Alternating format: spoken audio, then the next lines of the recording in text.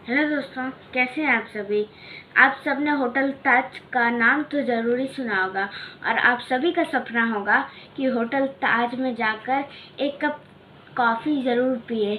तो आज हम लोग ऐसे इंटरेस्टिंग बातें जानेंगे होटल ताज के बारे में।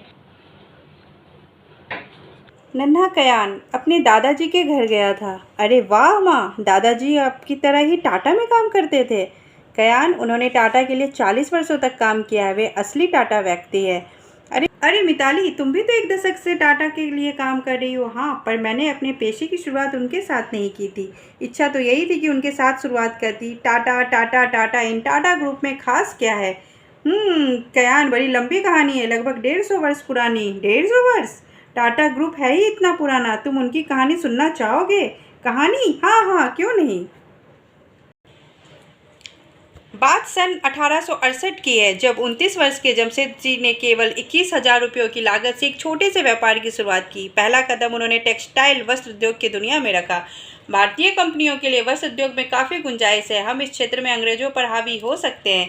1869 में उन्होंने बॉम्बे के चिंचपोकली इलाके में एक पुरानी मिल खरीदी। वहाँ रुई की मिल खोली जिसका नाम था अलेक्सांड्रा मिल।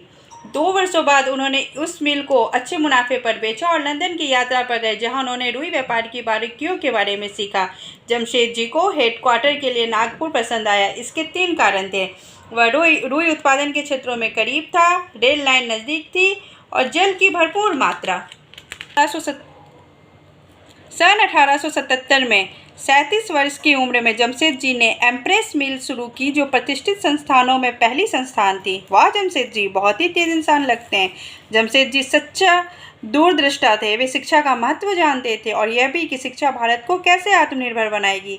सन 1812 में उन्होंने युवा भारतीय विद्वानों की सहायता के लिए छात्रवृत्ति योजना मीन्स स्कॉलरशिप शुरू की, जिससे वे विदेश जाकर पढ़ाई कर सके। इसके लिए उन्होंने अपनी जमा पूंजी में से 30 लाख रुपए दिए। टाटा छात्रवृत्ति के लाभ उठाने वाले में शामिल लोग थे भारत के 10वें राष्ट्रपति KR नारायणन, भौतिक वैज्ञानिक राजा रमन्ना। कह सकते हैं कि यह योजना उसके बाद टाटाओं द्वारा खोले गए बहुत से ट्रस्टों की शुरुआत थी। आज वे सभी सामूहिक रूप से एक नाम के अंतर्गत जाने जाते हैं, प्रतिष्ठित टाटा ट्रस्ट। खगोल भौतिक वैज्ञानिक जयंत नालिकर और नाटककार गिरीश कर्नाड भी इसमें शामिल थे। आज टाटा ट्रस्ट के पास इस ग्रुप की शीर्ष कंपनी टाटा सन्स की 66% भागीदारी है। इससे कंपनी के मुनाफे को ट्रस्ट में वापस भेजा जा सकता है ताकि समाज के भले के लिए इस्तेमाल हो सके। जमशेद जी के अग्रणी परोपकार और दान करने की वृत्ति के साथ आज भी ये ट्रस्ट सक्रिय है। देश का विकास यहाँ के सिर्फ सबसे कमज़ोर लोगों की सहायता करने से नहीं, बल्कि अच्छे और गुणी लोगों को प्रोत्साहित करने से होता है, जिससे वे देश के काम आ सके, देश की सेवा कर सके। और क्या क्या जमशेद जी ने।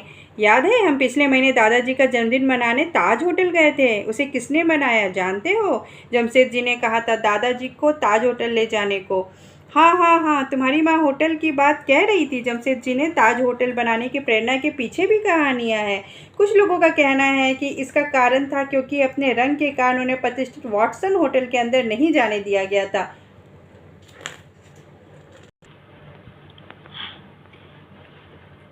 कुछ लोग कहते हैं कि यह उन्होंने टाइम्स ऑफ इंडिया के एक संपादक के कहने पर किया। जमशेद जी, बॉम्बे की बढ़िया होटल की ज़रूरत है, इसे आप ही सच कर सकते हैं। चाहे जो भी कारण हो, 1903 में जब यह बनकर तैयार हुआ तो पूरे भारत में इतना भव्य होटल दूसरा नहीं था। सोच भी नहीं सकते, उन दिनों इसे बनाने में 4 करोड़ से भी ज़्यादा रुपये लगे थे। तो आप लोगों ने सुना कि होटल ताज के पीछे कितने पैसे लगे थे और वो आज कितने टॉप होटलों में से एक है। तो दोस्तों, आपने सुना कि होटल ताज को बनाने में 4 करोड़ से भी ज़्यादा रुपए लगे थे। इसलिए तो अपना ताज होटल इतना कॉस्टली और इतना अपने इंडिया का सबसे अच्छा जगह। तो चलिए आज की वीडियो यहीं पे ख़त्म करते हैं।